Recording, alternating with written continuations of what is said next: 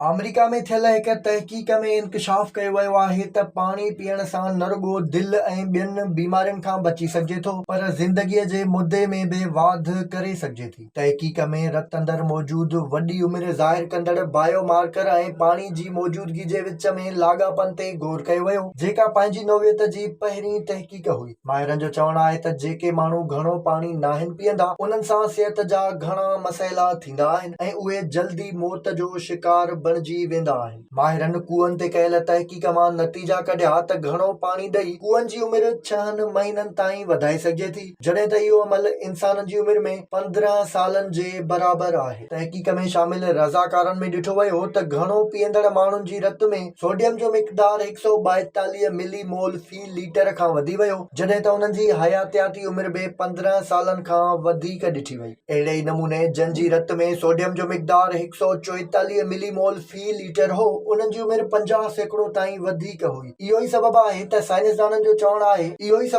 जो साइंसदाननि चयो आहे त सिहत जे मसइलनि खां बचण समेत उमिरि वधाइण जे लाइ जिस्म में पाणीअ जो मिक़दार वधायो वञे। विज़िट कयो अवामी आवाज़ मीडिया ग्रुप जी वेबसाइट awamiawaz.pk